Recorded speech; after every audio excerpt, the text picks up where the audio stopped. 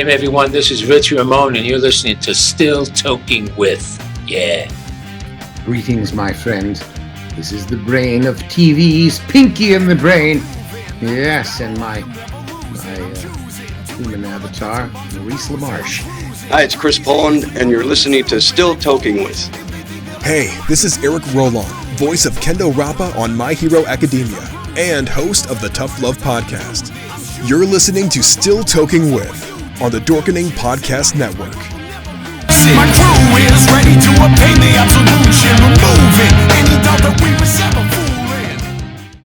Hey, happy Wednesday, everybody. You are watching Still Toking With. My name is Leo. I'm the monkey behind the keyboard here. We have an awesome show scheduled for you, as always. And with us, Benjamin. How's it going? It's going well. Just well tonight. Just well? No, actually, I'm actually really excited to chat with our guest tonight. We had the pleasure of meeting him a few weeks back at a cannabis event, believe it or not. So yes, to all our cannabis folks out there, he is open for doing cannabis events. Just saying. Then I'm just going to leave it there. I'm going to let Jeffrey have fun with this one. Jeffrey. Fun? You want me to have fun? Yeah, fun. I always have fun. It's always fun. And I'm psyched to talk to this guy. I didn't realize that he was in a bunch of the shit that I actually like. Maybe because I wasn't paying attention. It's probably too high. I don't know. I'm not really sure. But, I was quite surprised when I started, researching him a little bit more. I mean, obviously, everybody knows, the main flicks that he has been in. But I'm not going to chat about it. Let's just bring him right in. Brian O'Halloran, welcome. What's up? I'm sorry that I'm catching you boys on a surly evening, I guess. Not right. All right. I'll give you 10 minutes for the gummies to kick in, I'm sure. And then you'll be like, whoa, you look like Charlie Sheen and a really, really bad evening. Oh, nobody's ever said that to me before. New York Times called me a Charlie Sheen beaten with a geek stick. Really? Yeah. Wow. Hey, I don't know if that's a compliment or an insult. I'll take Right? it. It's the New York Times. It's better than, Either way, that's hilarious. Movie star who looked like he was beaten by Charlie Sheen with a stick. Could have been the alternative headline. True. But true. I can kind of see that. Could have been. What's going on, boys? Oh, it's another happy Wednesday, midweek. We like to do the midweek thing, Our job is it's hump day. We like to fuck with people, especially in the middle of the work week.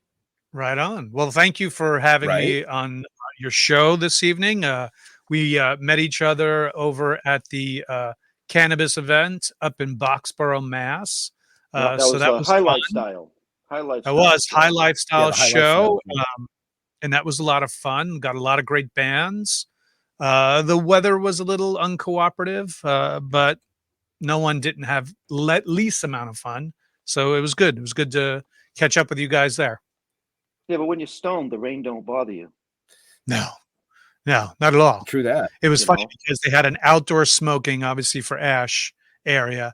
And then people who had like bongs and vapos and all sorts of stuff were indoors where the stage was. And let me tell you, man, every night I got home to my room, I was like, woo, I was flying. Right. The rain, everybody likes to get a little wet anyway. So True. I don't care who you are. You like to get wet. It's just the nature of people. So anyway, how are you doing? You've been I'm not even going to go there. I'm not going to go there. You've been a busy guy. We have. We made a movie of Clerks 3 last year, and it came out last fall. So now we just had like our 1 year technical anniversary of that film, and so we were hitting the road promoting that, and it's been nice seeing the fans enjoy that film and the other films that I've done over the years that me and my group of friends have done. And, and we're very, as the characters are very cannabis friendly, amongst other things, including donkey shows. So there are things like that go well with our audiences, that there's a definite copacetic kind of feel here. Yes, yes. So my first question for you is, why the fuck did it take so long between the Clerk movies?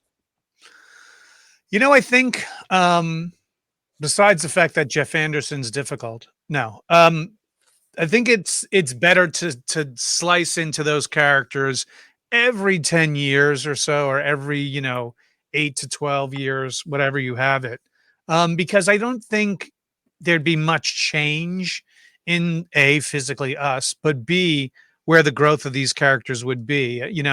People can get pretty burnt out after Rocky Five or whatever it is. I think doing it every decade, we did it in our 20s, we did it in our 30s.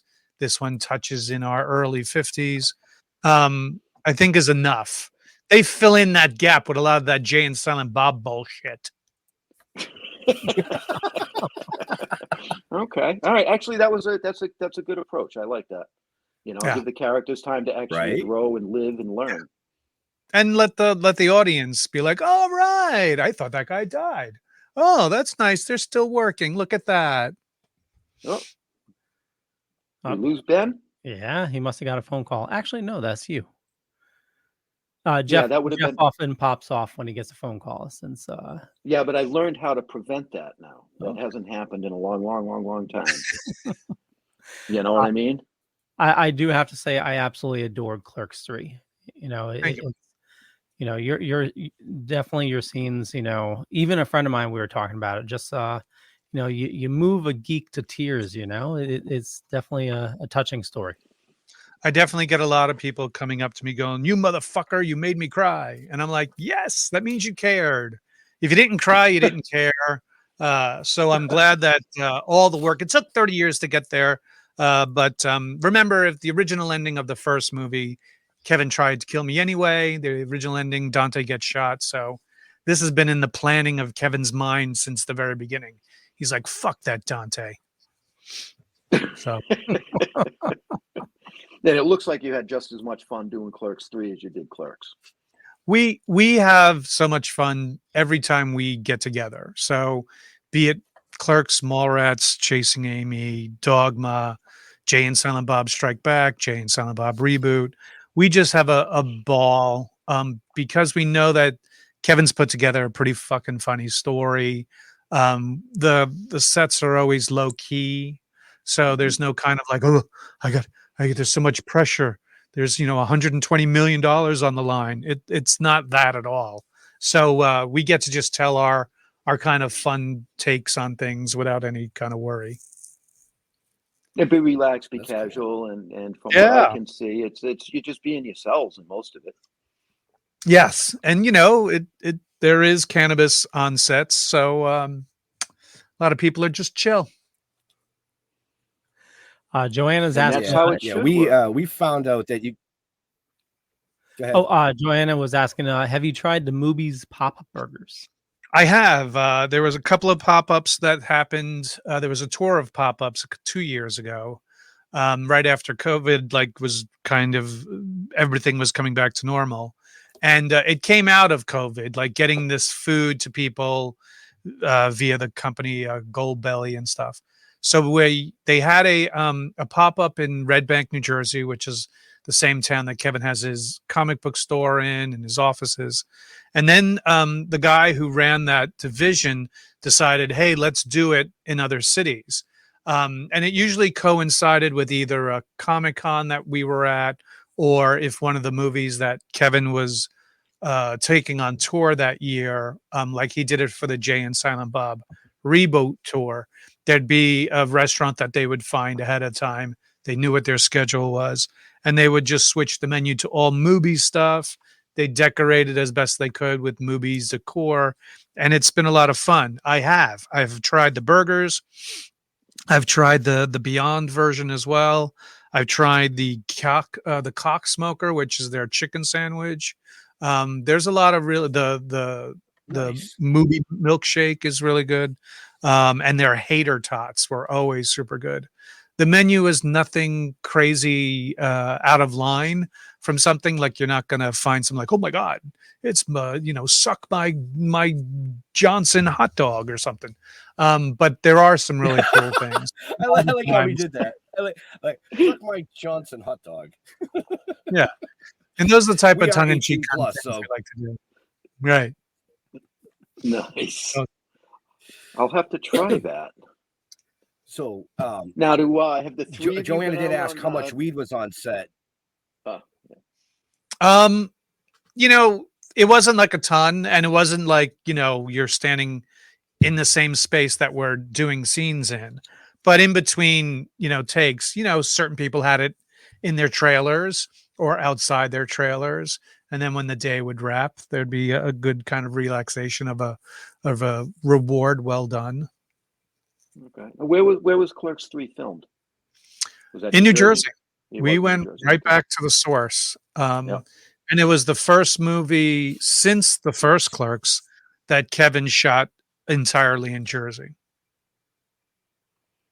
Okay. Now, the three of you been on the road together at all? Well, when the movie came out last year, what we did was Kevin is a big fan of taking it on tour. So it was released to the general public for like a 2-week period through a company, and then and in many theaters. And then Kevin took it on tour. So like from September 4th to like December, I want to say December like 28th or something like that. Kevin took it to 48 cities with 52 screenings. I went to 12 of those screenings. Jeff was like at 3 of them. Marilyn Gigliotti was at a couple. And it was great to, you'd introduce the film, you show the film to folks, and there'd be like a 2-hour Q&A afterwards. And it was always a really great time. And we had some really major cities, you know, New York, Chicago, Orlando, Tampa, Providence, Boston, Bangor, Maine. I think they had it in Dallas and LA and San Francisco and Portland, Oregon, and St. Louis and many, many others. And so it was nice to see and hear people's reactions, because we'd introduce the film and then sit and listen behind the screen, the audience's reaction for at least the first 15 minutes. And then we'd either go and, you know, either spark one up or go and have a drink or get a bite to eat and then come back for the Q&A. And it was, it's a great way to get your audience to come on out in a mass number, as opposed to just, well, let's hope they go to the theater to see the movie. Because they're getting more than just seeing the movie. They're getting a Q&A. It's like a concert where there's merchandise in the back if they want to buy. There was photo ops for people if they wanted to get those as well. So it's a lot of fun. This is the 3rd movie Kevin has done it this way. And I think this is going to be the way that he's going to forever distribute his movies. You figure, you know, that was such a genius way to bring movies out. A lot of people claiming, oh, movie theaters are dead, movie theaters are dead. But, you know, you find your niche audience, and, you know, with that type of release, just getting your fans, you know, for the special event, you know, I think that's like a no-brainer. I mean, obviously you're still going to have like the big budget movies, but, you know, when, you know, people are complaining, hey, you know, my movie didn't do well, you know, maybe look at something like what Kevin's doing. Right. I mean, Kevin does have a cachet of being a personality in general. So going to see Kevin just talk for 4 hours is a regular ticketed event for him. So the fact that you pair it with his new movie, hey, I'm going to tell you some fucking stories about how this movie got put together. Just wait until you hear what we did, is a kind of a easy sell for our fans. It could work for everybody and it could not work for everybody. I mean, this is what a band has to do anyway when they want to release a new album. A lot of the times they don't get the airplay on regular, you know, over the airwave kind of radio stations. So unless you know the band or follow the band, the only way is to go out and tour your ass off and sell what you can of your t-shirts and sell, you know, downloads of your movies or whatever. So, it's a good way to do that. I had a blast. Like I said, I went to 12 of the cities, and every time it was always a lot of fun. And I can't wait to do it again for what he has next. Nice. So Clerks 4 will be walkers and bongs in the basket? Yeah, we'll see what happens. Jeff Anderson had a great idea that if spoiler alert out there, if you haven't seen the movie, that Randall buries Dante in the pet cemetery, so that there's a zombie Dante. It would be great. I said that would be fun. I think that'd be hilarious. It'd be a good crossover. Wow, give him a scalp and he's good to go. Yeah, it's either that or tell Kevin we want a cameo. Right. Yeah, there you go. Well, I mean, he could always, go back in time a bit. Like somebody mentioned in the comments, we need another Mallrats. Like, bringing you back in for Mallrats, like as the malls are dying. I think that would be, Well, Kevin is wrapping up in editing right now for his latest film called 4:30 Movie about kids. Back in the 80s, we used to run in and pay for one movie, but then hide and sneak into other theaters, like rated R movies when you weren't supposed to, kind of a thing. So that's coming out. He's going to take that on tour next. And then allegedly, from what he's told me, next year we start filming Mallrats 2. Oh, nice. Yeah. Cool. Oh, that's cool. End of the era of malls. Yeah. So, I mean, you're speaking of touring and things like that. You have another event coming up in November where people can come out and see you. Yeah, this will be my last one for the year. Minneapolis, Minnesota. We have Twin City Con, and there's a whole bunch of us.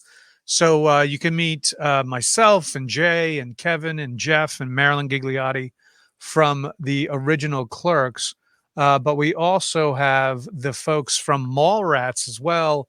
So we have Jason Lee, Ethan Suplee, Jeremy London, and myself, Jason Mewes, and Kevin again. And Danny Trejo is also who is part of Clerks 3. But Danny Trejo will also be there. So you can come out for him for that. Nice. So that's November 3rd through the 5th. Minneapolis Convention Center. You can go to twincitiescon.com for info and tickets. It's going to be a blast. I've done a convention at the Minneapolis Convention Center before.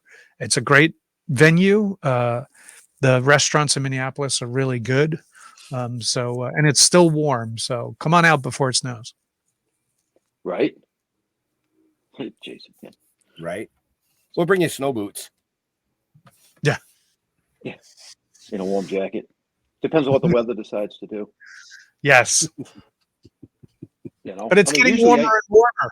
It's getting warmer. So, I live in Northeast Pennsylvania, so the trees have turned and leaves are falling and things like that. But it took a while. Like I was like, wow, it's getting into mid-November here, and I still haven't really gotten into the colors yet. So it's because of the warm weather we've had and the high rainfall. They were saying like it's going to be later in the season before the leaves start turning, and then they're saying that the Northeast is going to get more precipitation, but warmer weather, so it'll just be rain. Yeah, that's what I was hearing. Great. That's what I was hearing. But I guess the weather. Not that I like to talk about the weather, but I do want to bring this up because I was quite surprised at the that hurricane that just hit Acapulco. Yeah, Otis. Okay. Now, I follow that kind of stuff to a certain degree. And even on the, when I was watching the news and they were talking about it, they said that went from a tropical storm to a Cat 5 in 20 hours. Yeah, nearly 2 days. Barely 2 days. I mean, that's insane. And they can't recollect when that's ever happened before. So, I'm a conspiracy theorist, and that's all I'm going to say when it comes to that. It's the Chinese weather satellites. They're stirring it up. I love it. You know what I mean? I think they got a big mixer. They drop from a plane and they just stir it up. I just look at Jupiter and go, that's us. That's going to be us in 10 years. Nothing but storms. Nice. Right. So I actually watched a movie recently I mean, before I even met you, actually. So maybe a couple of months ago, called Bloody Slumber Party. Ah, Okay. And I was yes. quite surprised. I mean, it was hard. I didn't really even know it was you, to be Right. honest with you. You know what I mean? Just because of the way that they filmed it and the cinematography and the way that they put it all together. But that looked like a really fun movie to do. And Yeah, that for was you to be in a movie like that, it was hilarious. yeah. They pitched it to me. Literally, I filmed one day because the main characters are the girls, obviously. Um, but it was the type of thing that I'm like, yeah, when I did theater very regularly, I was always cast as the murderer, the creepy boyfriend, the whatever. And it wasn't until I did Clerks. I mean, I did comedies as well, but it wasn't until Clerks that forever put me in this comedy world of things. So getting back to more of like the horror, cutting people to pieces kind of genre, I was like, yeah, let's do it. I could do that again. That's fun. Yeah, because then it was the Retaliators too, which I watched about maybe 5 months ago. Yes, the Retaliators that came out about 2 years ago. Yep. Shot outside the Philadelphia area, and a really great production company down there. And they had me do a quick cameo at a Christmas tree, lot where you go to get your real tree. And Yeah, you were a the main dick. character, the main character is having an issue with someone who like grabbed the tree ahead of them, kind of a thing. And so I just got my full jersey on and became a real douche, and started a fight with a guy in front of his kid, no less. And it was fun. It was a fun, once again, in and out one day. But a lot of people have reached out to me like, "Oh my god, didn't even know you were going to be in the movie." And then I'm like, "Oh my god, Dante's on a range. He's on a rampage." But yeah, it was another thing. People who I knew who were doing a film said, "Hey, do you want to come out for a day?" And I was like, "Sure." Wow. So now, do you get a lot of that? Do I get a lot of that? I do have a circle of independent filmmakers who are like, "Hey, we're working on something. We'd like to have you be a part of it. Let's send you the script," that kind of a thing.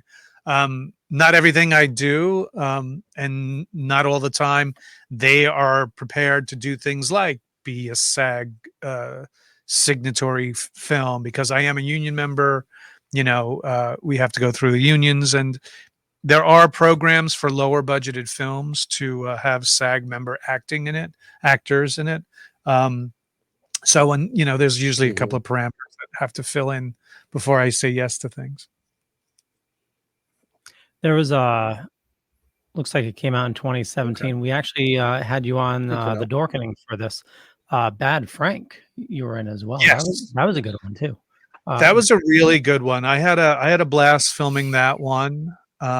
We had Tom Sizemore involved in it, and he was fantastic, like super fantastic, real, to the point where it scared us. Like, he didn't step out of character. He was very violent in the film. That was a little almost borderline of crossing the line. And the main actor and the main director, the same person, phenomenal guy, absolutely phenomenal guy. He lives out in LA now the past couple of years, and has just came out with his newest film as well. Very proud of that one. Once again, I play like a lower level secondary drug dealer kind of guy, who has a confrontation that doesn't go so well. But overall, that's the performances in that movie don't do the budget justice. Like, if this film was seen by more people are like, "Oh my God, have you seen that movie Bad Frank?" But because it's an independent film, it doesn't have the distribution like you would normally see. People don't see that Tom Sizemore movie. So it's a lot of fun. Like I said, I usually like working with independent filmmakers because I find that their scripts that are challenging, that a major studio would be like, they'd get nervous tackling certain subject matters or doing certain things in movies. And I kind of run and gravitate towards those type of things because, there's straight up comedies, and then there's straight up horror films, and, action adventure. And then there are the ones that are like, ooh, this is twisted. And, in a good way. So I like when people reach out to me. Like I did a film called Vulgar, and it's a really dark and twisted film written and directed by Brian Johnson, who you'd know from Comic Book Men, and the Tell 'Em Steve Dave podcast. He when he approached me to do that, and that was a very, very disturbing subject matter, violent, sexual assault kind of film, not for everybody. That even when we went on Howard Stern, when Howard was still free on K-Rock, he said like, oh my God, this is such a disturbing film. I had to stop watching it. And not because the film was bad, but it was so like, wow, mentally crazy for me, which was the best promotion we ever got. And it's those type of films that I enjoy when people come to me to be a part of. I love to watch those kind of films. Right. They're some of my favorite, right? Yeah. You turn to a person like, what the fuck is this shit we're watching? Right. Yeah. Right. My wife walked in on a couple of weeks ago. I was sitting there. I was watching. I can't even remember what it was. It was a horror flick, and she was out walking the dog, and she walks into the house, and it just happened to be, typical horror flick. You got the titties on the screen. So she walks in. She's like, "What the fuck are you watching?" I'm like, "It's a horror movie." She says, "Don't look freaking scary to me." And all of a sudden, there she is, dead. You know what I mean? It was hilarious. She's like, are all horror movies like that? I'm like, well, most of the good ones are. I got to remember that. I got to remember this next time I'm watching porn and someone walks in. No, it's a horror movie. Just give it a minute. Hey, why don't you leave? Give me 5 minutes. Come back. And I'll show you it's a horror movie. Right? Now, Vulgar, I picked up my copy from you at a con, got an autograph. Do you still bring that, to sell at your table? Can't get them anymore. They've sold out. All the distributors have sold out the copies. So unless Brian Johnson and his producer, Monica Hampton, want to do another run with someone, I'm looking into it because it was like one of my best-selling DVDs at conventions was because there's two versions of it too, by the way. There's the theatrical release, which is the uncut release, and then there was the rated R version that we edited for when Blockbuster was still around. Kids, ask your grandparents what Blockbuster was. Anyway, and so we made a rated R cut that was personal. I don't like how the edit was. So there are two of those out there, but the theatrical version is the version that I always would sell. And I ran out. And then when I tried to place a new order, they're like, there's none left. And, unless someone does another run, the last company that did it was we distributed through Lionsgate. I don't know if they still have the DVD rights anymore. I'd have to check with either Brian Johnson or Monica Hampton, her producer, to see who has the rights. Because I would do a limited run if the price was right, and maybe even do like a commentary, like a video commentary track, talking about it to make it a special edition 20. I think that's 22, 23 years ago version. We might be coming up to our 25th anniversary of Vulgar. Wow. Yeah. Well, see, that's one I haven't seen yet. Shame on me. Somebody's asking, my girlfriend sucks 37 dicks in a row, is asking, how often are you asked that? The thing I know, right? It's not Shakespeare, that's for sure. The phrase I'm always asked the most is, are you even supposed to be here today? Yeah. Are you even supposed to be here today? That's the thing I'm asked the most.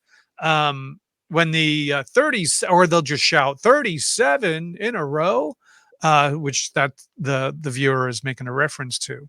There's a lot of ones that can come out. Like sometimes I'll write on an autograph, hey, try not to suck any dick on the way through the parking lot. Usually that's for female fans. I'll be like, here you go. And people love it. They love it. Clerks 2, you never go ass to mouth. There's so many phrases that is a testament to how great a writer Kevin Smith is. I mean, poor Marilyn Gigliotti. Marilyn Gigliotti gets, hey, try not to suck any dick on your way through the parking lot, yelled at her. And if you don't know what that reference is, you're like, what did you just say to that woman? You apologize to her. It could be that, it could be misinterpreted like that. But that's the other thing I love about working with Kevin is I know no matter what, there's going to be some line or moment from the films that we work on that people are going to say to us, or it's going to stick to them and be like, oh my God, I loved it. That whole porch monkey scene was hilarious, and anybody who's never seen the movie is like, what did you just say? Oh my God. It's things like that we enjoy it. We enjoy the fact that it can shake people up. So yes, I do get these phrases screamed at me or asked about all the time. And I'm perfectly fine with it. Listen, I know for a fact that when I die, Brian O'Halloran, I will have, I'm not even supposed to be here today on my tombstone, because I think that'd be a good chuckle for someone who would visit. Oh, here lies Brian. He's not even supposed to be here today. Get it? Because he's dead. He would rather be alive. It's the movie thing, honey. Why are you walking away?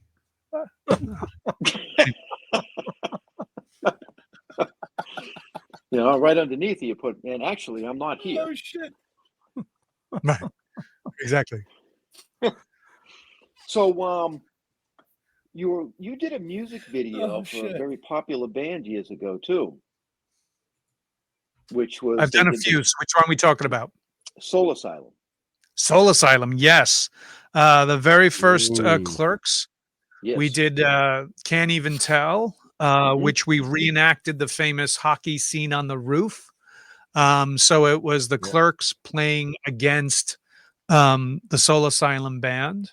I was rocking my New York Rangers jersey at the time, which I was supposed to in the original movie, but I couldn't find it. It was at my mother's because I was doing laundry there and I left it there. So when I got to set, didn't want to be late. So when I got to set, they were like, here, you could wear the Devils jersey or the Pittsburgh jersey. And I'm a New York Ranger fan. So I was like, fuck the Devils. And I'll take the Pittsburgh jersey because I respected the game. It was Mario Lemieux and Yager. Like, they were really great players and it was a respectable team. So I played that. So ever since then, people have thought, oh, you're a Pittsburgh fan?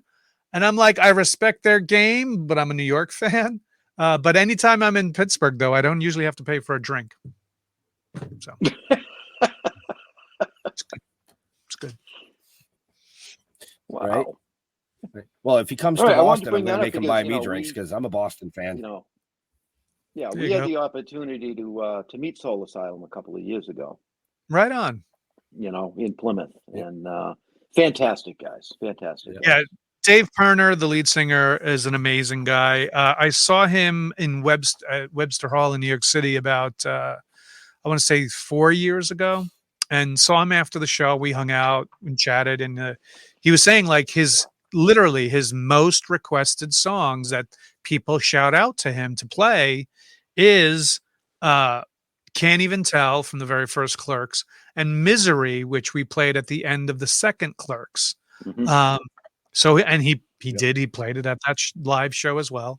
And it's a thing that no matter what show he does, those two songs always have to be played, as well as, Runaway Train and everything else. And all the other classics. Yeah. But genuinely super nice cat. Yeah. We had a great opportunity to meet with them. We went backstage after their performance, and they were kind of taken back a little bit because we didn't walk in with anything to have them sign it, or I didn't have their CD, sign my CD. We signed a copy of our comic and gave it to all the band members. Nice. And they'll have it on their bus. That's the thing, man. When you're doing the tour and you're on a bus, I remember I gave a couple of DVDs to bands. And they were like, oh my God, this is great. This is better than the last 4 movies that we've been watching. because people don't realize, like, cellular service, especially when you go across the Midwest, it's not that great to think you can still stream your movies through your phone or whatnot. So physical media, actual DVD, same thing with the military. I do a lot of business if we're at a show that's near a military base. Naval guys or Army Marines who are out of country, who are at bases in God knows where, they have their small DVD players that they'll watch their movies either back at the camp or go back in their racks on the ship and just watch it. And they say it's a mental lifesaver to have the DVDs. Yeah, I like the physical media anyway. Right. Yeah. I always have, Yeah. I mean, maybe I'm just old school, right, Leo? Yeah, but you can have the best of both worlds. I have a Plex server that I built. So a couple summers ago, I got about 800 DVDs, ripped them all, and I got them all on my Plex server. So, any computer in the house, I could just, play anything from my collection.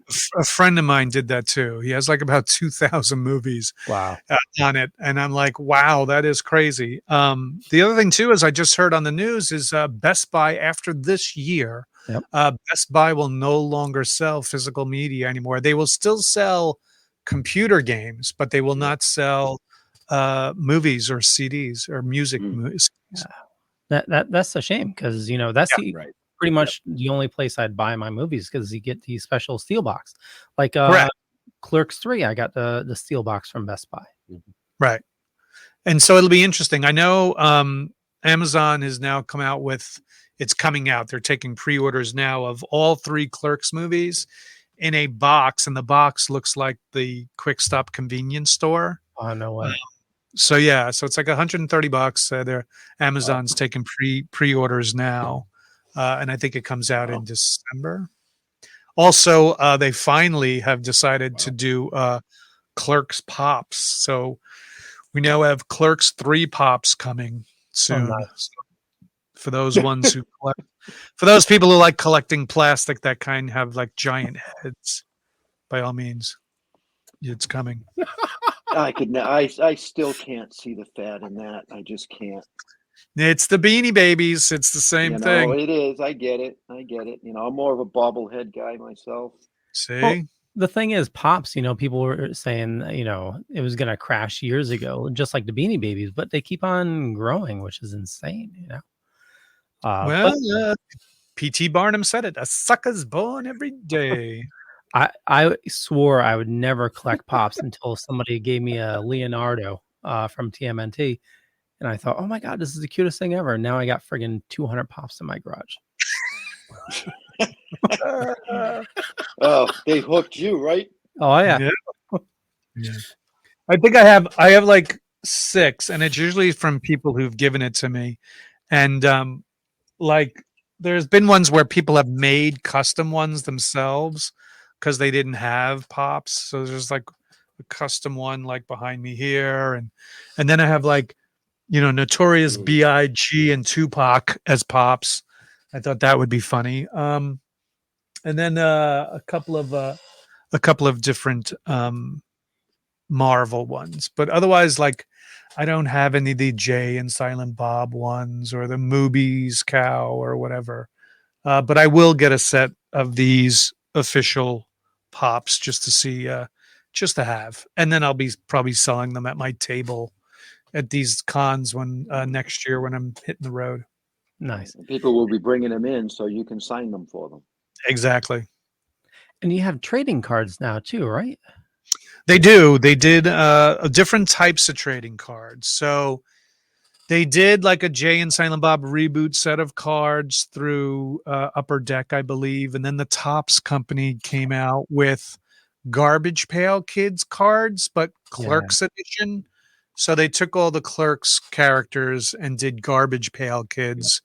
And then there are Clerks 3 collectible cards, which once again, I believe is the Topps company that put out those.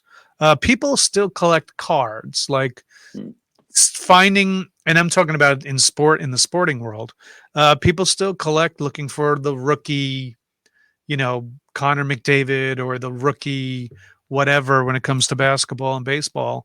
And so when it came to like collectibles, it was a no-brainer. And it was really weird because, Fanatics, who's bought all the licensing rights of almost every major sport there is, has now started dealing in memorabilia of Marvel and all sorts of stuff. So those Garbage Pail Kid cards you could find on Fanatics. You could also find they've made T-shirts of those Garbage Pail Kids stuff. So it's weird how these companies are dipping into the nerd memorabilia angle of things. And that's what it is. It's, just like these cannabis shows. Yes, they'll bring in music. Yes, they bring in vendors. But they're starting to bring in media guests who are cannabis friendly, who know, who've portrayed either characters or in movies that were about people who use cannabis, or there's characters that use cannabis. And it's that type of thing where you try to bring in more for a general person audience to come in and go, oh shit, look who's here. It's, Cheech Marin. Holy crap. Mm-hmm. There was a cannabis show, the 420 show in New Jersey in Edison, and they had the Jeremy and Jason London brothers.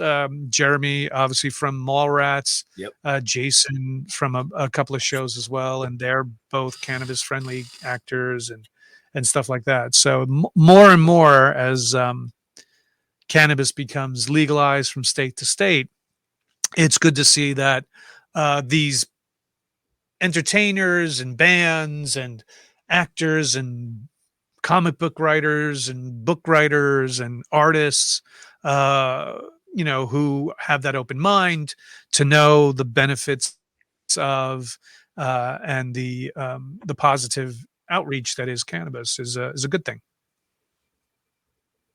Oh yeah, oh absolutely, and that's one of the things that when Ben and I started out almost 5 years ago. Obviously we're a cannabis-based comic book, but it's still a comic book. So we went into the cannabis world second, right? Was it second? Yeah, we went into the cannabis world second. We started in the comic book world. Yeah. And at the beginning, back then, it was just legalized here in Massachusetts, and you get the guy walking by, or the husband or wife walking by with their 12-year-old, and they look at our booth and it's like, oh no, we can't stop here. You know what I mean? This is like, this isn't what we want you to see, kind of a thing. But 5 years later now, we see it's changing drastically. But when we're at the cannabis events, everybody's talking about the new Marvel movie, and they're all geeks. Right. And when we're at the cannabis events, or the comic books, they're talking about the weed. Right. Which is just so, those two worlds were always meant to be together. We knew that from day one. Oh, yeah. I knew friends who would spark up before going in to see movies just to have that, more intense feeling of what you're watching. I remember once when Nightmare Before Christmas came out, my friends were living in Brooklyn, and we went to go see that in theaters. And we had smoked, but we also had brought a 6-pack of Heineken into the theater we had smuggled in. And I remember we're watching it, and if you remember the beginning of Nightmare Before Christmas with the big spiraling animation and everything, we were all like, whoa! and we're drinking and stuff. And it was a raked theater, meaning you walk in through the back and you go down and down and down to the screen. And then halfway through the movie, we're watching it. My one friend's laughing, and his leg moves over and it knocks over one of the bottles, and the bottle just rolls down all the way to the front. And you're hearing that click, click, click. You're hearing that and we were just like, ah! And it was just a fun way. We never got out of hand. We never got violent or mischievous when we ever smoked. Still don't. And so, it's always depending on the person.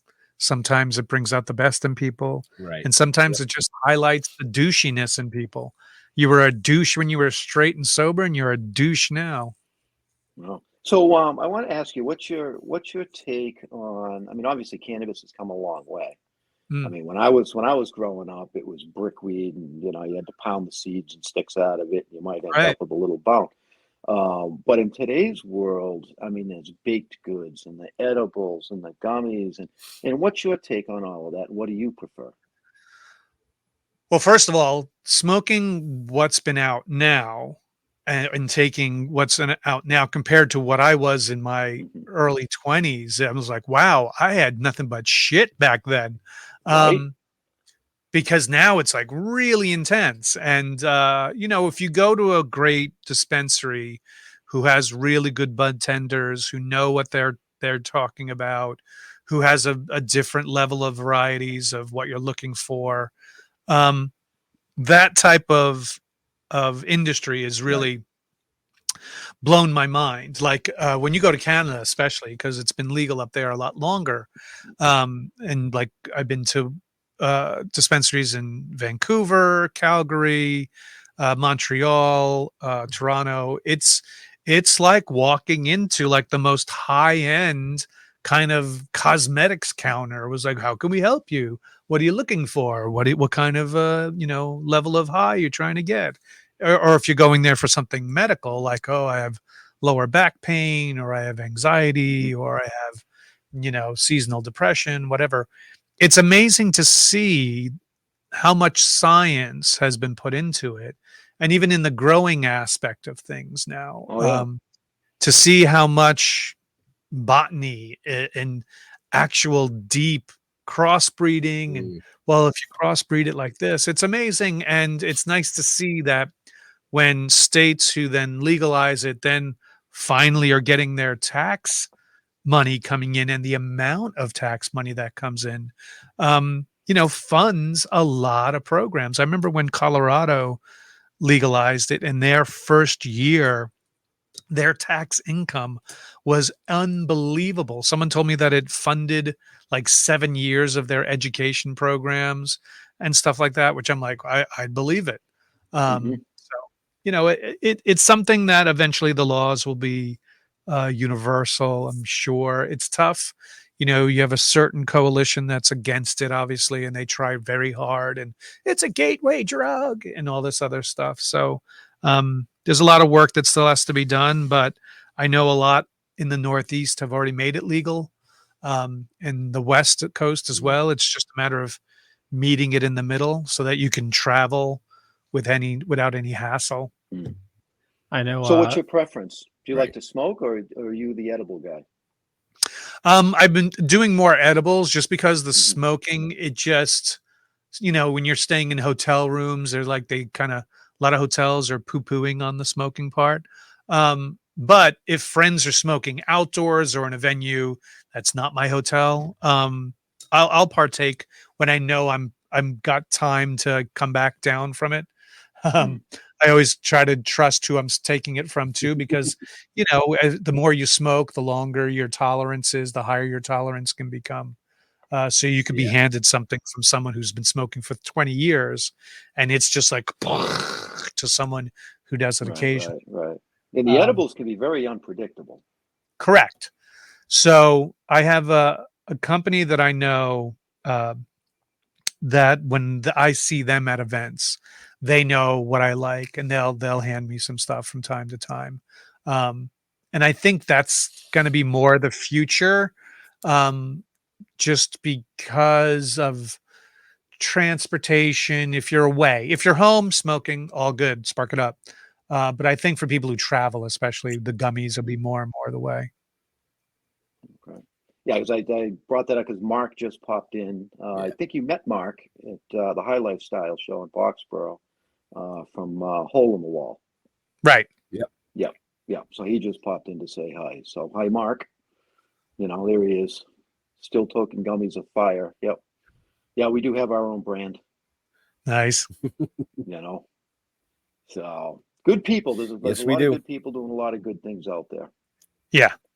You know, so Let's see. So I wanted to ask you, I did have a question in my head that I wanted to ask you. One of them is, what do you do for fun? Oh boy. There's a bunch of things. I have a group of friends that we'll do role playing, kind of like D&D, but not D&D specific. It's a fancy role playing game, but it's not D&D. And we do it like this over Zoom because a couple of people live in Boston, another one lives in like Southern Jersey, another one lives out in LA.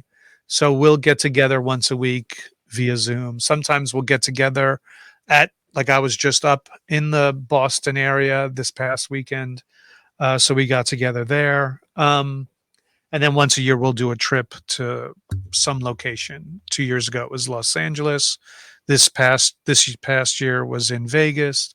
And every person gets to pick the next place. So I don't know who has the next location. We may be going to Toronto. Who knows? I also do enjoy going to the movies. And I also enjoy playing poker with another group of friends. We don't play as often as we used to. We used to play literally almost every week for like a couple of years, and we'd go to Atlantic. I went through that. Yep. Yeah. Yep. Otherwise, I like sports. I mean, hockey is my number one sport. I would say it goes hockey, football, baseball, basketball, then auto racing. So right now the season is young for hockey. So I'm a big fan of that. And No mud wrestling or anything like that? no, I don't No. do any mud wrestling, but if I go to a bar where there's certain females and partaking in the wrestling in the mud, I may stick around and place a bet. Okay. Fair enough. Just saying. Wow. Okay. Do you you got a couple of things behind you. I know we talked about the pops and stuff, but do you collect anything besides movies? Do I collect anything? You know, as I get older, I realize collecting is not anything. I try to collect art, like fantasy type art. So like I live not far from the Frazetta Museum. Oh, nice. So Frank Frazetta is like a 45-minute drive from me. I've known Larry Elmore personally. He's a great artist. So I, growing up and being in the D&D world, I love every once in a while, I'll just get a piece and be like, yo, as a matter of fact, a good friend of mine collects actual originals, and he reached out to me for a Frank Frazetta piece that was going up for sale on auction. He's like, "Are you interested?" And I looked at it, and I was kind of hedging at it, and then I balked. I was like, "No, it really doesn't. That piece doesn't speak to me." But that kind of stuff. So otherwise, Nice. I don't really collect anything. Every couple of years, I get another hockey jersey with another player who eventually will disappoint me. I don't know. Okay. So I have a collection of hockey jerseys. So I have, or they get traded.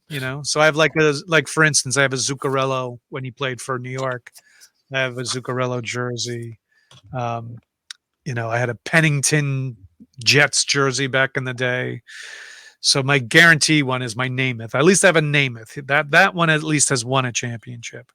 But I have I'm a big goalie fan. So a lot of my hockey jerseys are the goalies. So I have a bunch of Lundqvist jersey. I have a Ed Jockerman jersey. I have a Shesterkin jersey now. And because that's the position I played when I was a kid. So I guess that would be my collection. Okay. Probably jerseys and fantasy art. Yeah. Like I have every Boris calendar starting from 1987. Nice. Like Boris. Yeah. Boris Vallejo. I have one of the. Yep. I have one of the. And then he was doing it with Julie Bell. Yep. Correct. Yeah. I have one of the giant books of his art. I also have those. Yep.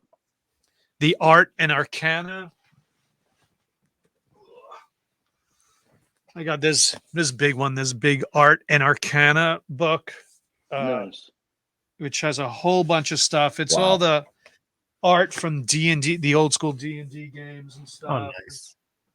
I have the Larry Elmore, the two giant Gary Elmore books as well. Yeah, it's the type of thing that I love. As a matter of fact, they had a sale on Amazon for the sketchbook of Tolkien.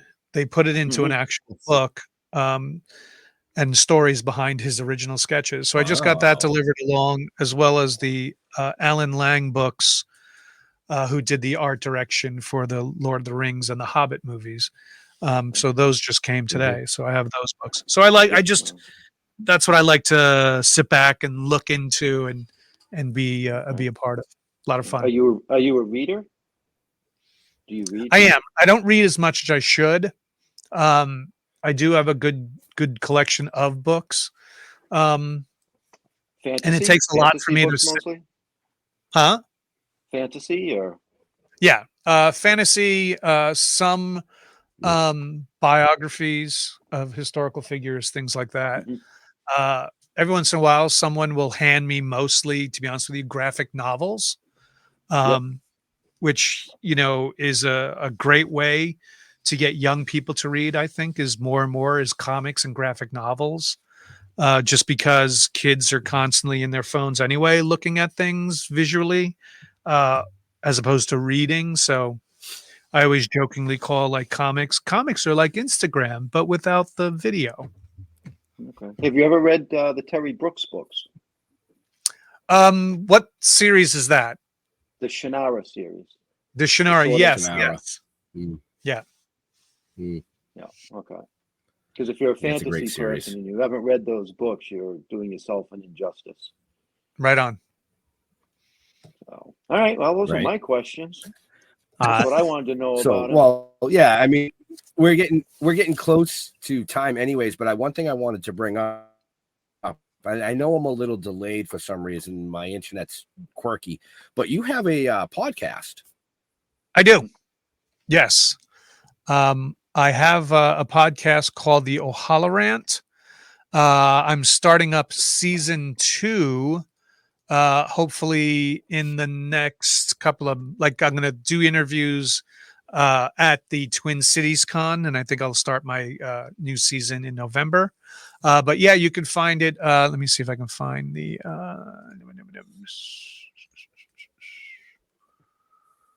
I do have. Hang on. So I can tell he pulls shit up on his own screen. Yeah, if you want to follow the O'Halloran, you can get on Twitter there, and Instagram and the Facebook page. And then if you go to the O'Halloran on YouTube, you can watch it on YouTube. I also use StreamYard as well for my show. So I'm very familiar with StreamYard. But that's the best way to see my shows. Or if you want to follow what I'm doing in general, these are my socials there. Yeah, the O'Halloran, I enjoy. I have 13 or 14 episodes from the last season. If you want to see some stuff, I've interviewed people, comic book artists, musicians, directors, producers, writers, actors, things like that. There are a couple of shows where it's just me, and where I'll just go off on a subject, and so thus the rant. So I look forward to starting the second season. By all means, let us know when you want to schedule us. Absolutely. Definitely want to have you guys on. And we could talk more about what you guys do. I can ask you guys your questions, and it'll be a lot of fun. Nice. So, Leo, you have your standard question, and I like your question you ask everybody. Oh, well, I think you kind of asked it, but I can ask in a different way. But there's different. It could be a different answer. You don't know. Okay, sure. So one thing that I like to ask everybody is, besides being a icon in Clerks, what do you dork out about? Like we've had some guests that love the history of sunken vessels, or you collecting old tools or something like that. What's I know you mentioned the jerseys, but what is something you dork out about? I dork out about astronomy and science of space. So just recently in the news, there was a radio signal burst that literally came from like the other side of the known galaxy that just reached us. And scientists have stated that it's a radio wave that came probably from one of the earlier years of the formation of the universe, and it's just reaching us. That type of stuff is always kind of like, ooh, is that the signal from our alien overlord saying we're coming in? Knock knock. That type of stuff I enjoy. Like I enjoy what the Webb telescope is showing in clarity. I enjoy what NASA is doing. I enjoy the fact that we can still, if these billionaires would quit, shaking their dicks and sending their buddies up for a pseudo space trip. It's not really space, guys. It's the ionosphere. It's different. Anyway, if they spent that money on actually getting space going, let's get back to the moon. Let's start mining at the moon. Let's start, having a broadcast system up there. Let's get to Mars. Let's start doing that type of stuff as opposed to just, hey, me and my friends just flew for 11 minutes. That kind of stuff is good. I know that, because we're totally going to burn this fucking planet out like a giant fucking joint, and then it's going to be gone. So we better find fucking planet plan B too quick. And if we could start doing that, like, seeing how AI can get robots going, and we could send them up first to start building our shelters with 3D printing technology. That type of shit gets me like, yeah, we have a future in this world. Our species are not going to be, left in the dust. Do you want a telescope? Do I? No, it's so funny. Every 2 or 3 months, I peruse the prices for telescopes because if I want to do it, I want to do it big. I want to get like a $5,000 one that, you just push a button. I'm like, I'd like to see such and such. And then you could hook it up to a monitor and it brings it right to your monitor, that type of thing. But I do my museums. Like I'll go to planetariums. I'll go to science museums. When I was in Boston, we did the Harvard Museum, and we also went to Salem, and we did some museums in Salem. So I do want to get myself a really good one. Yeah, get yourself one.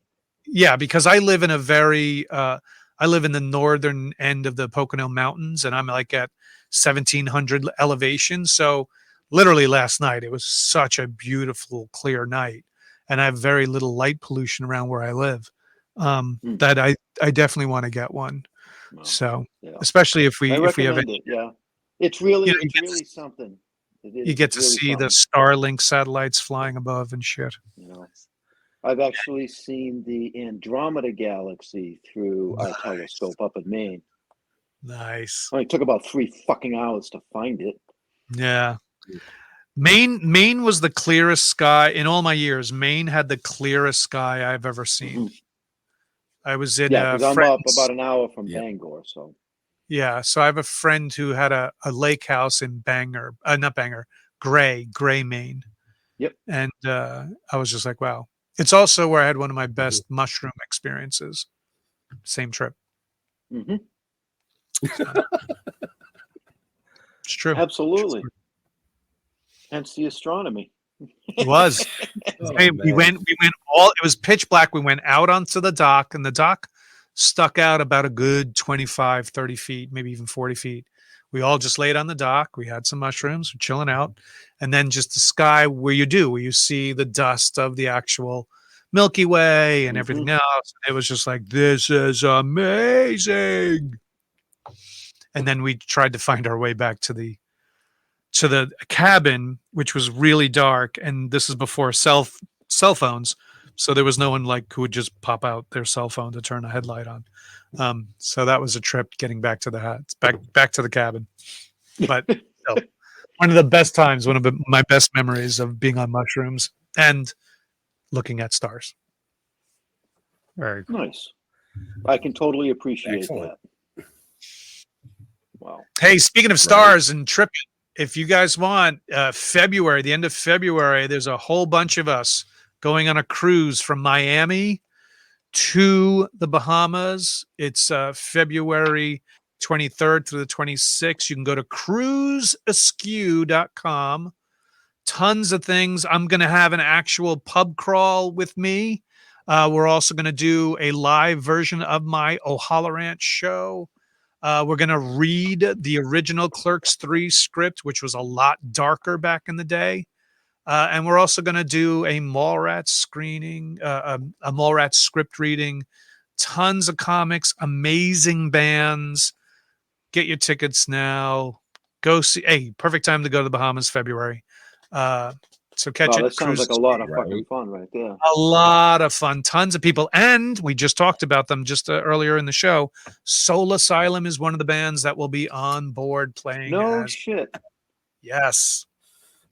Wow. So tons of All podcasts, tons of really fun shit.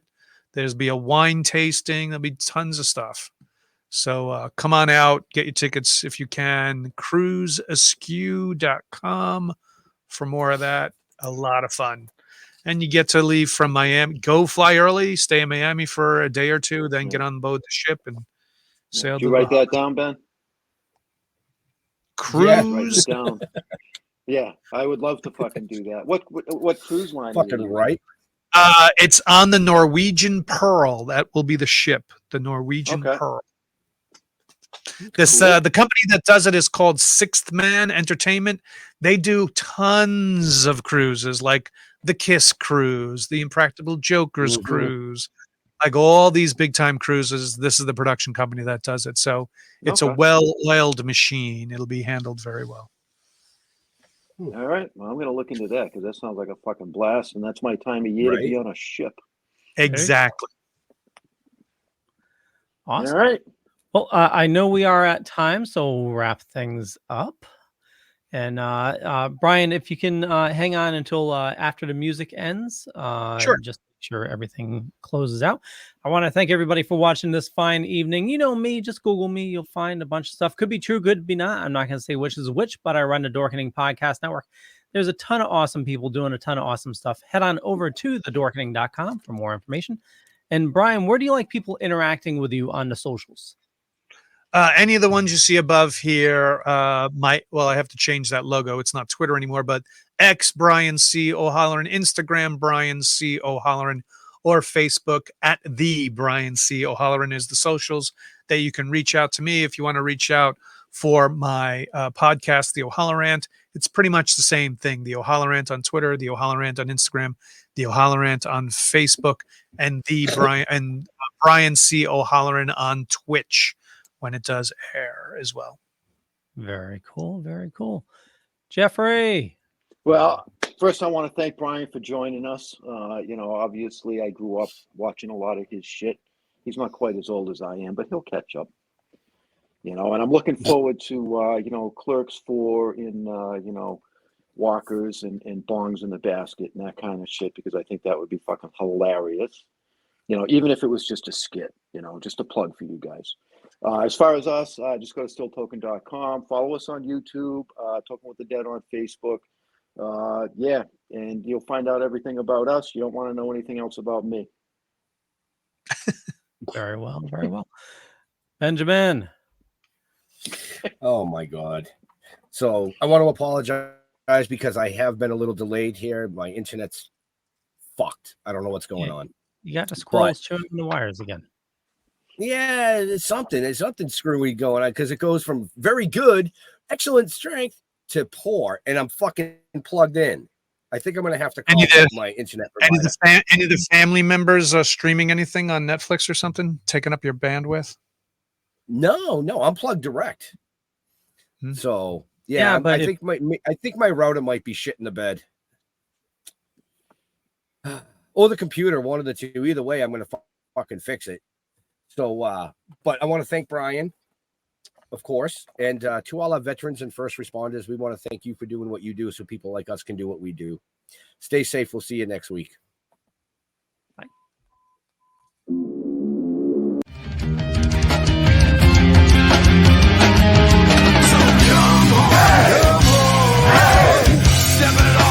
down.